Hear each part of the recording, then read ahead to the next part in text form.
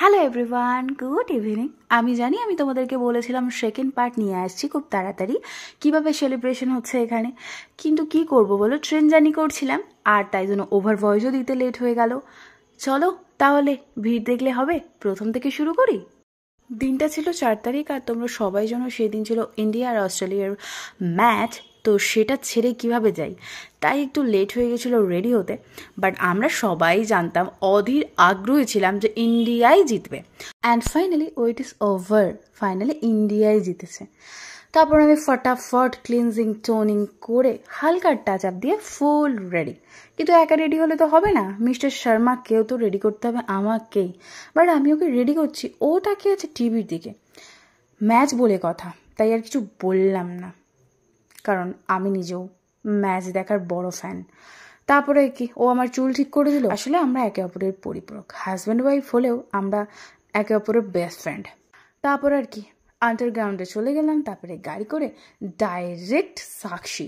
ও মা, সাক্ষীতে গিয়ে দেখি গাড়ি অ্যালাউ নেই, হেঁটে হেঁটে সবাইকে যেতে হবে।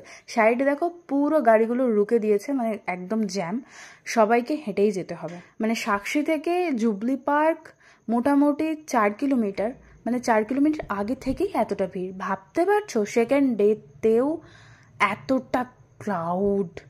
প্রতি বছর 30রা মার্চ পুরো জামশেদপুর সেজে ওঠে আলোকসজ্জায়, আর চলে ওই 8ই মার্চ পর্যন্ত। কেন জানো? আমাদের জামশেদজি টাটার জন্মদিন উপলক্ষে। সত্যি বলছি, চারপাশের ভাইবস একদম অন্যরকম। বাচ্চা থেকে বুড়ো সবাই মিলিত হয়েছে, পুরো শহরটাই যেন উৎসবে মেতে উঠেছে। আমি না আসলে সত্যিই দেখতে পারতাম না। জামশেদপুরের লোকেদের কাছে এটাই একটা বড় ব্যাপার, প্রত্যেকটা বছর এই দিনটার জন্য তারা অপেক্ষা করে থাকে। আর যারা জানো না, চিন্তা নেই, আমি তাদের পুরোটা এক্সপিরিয়েন্স করাবো আজকে আমার ভিডিওর সাথে। চলো এখন ঢুকছি জুবলি পার্কে, যা এই অনুষ্ঠানের মেন কেন্দ্রবিন্দু।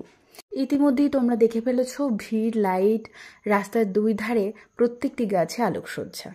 এবার এই ডিজাইনগুলো দেখো, প্রত্যেক বছর আলাদা আলাদা থিমে সাজানো হয়, আর প্রতিটা বছর এর থেকেও বেশি আপগ্রেড হয়।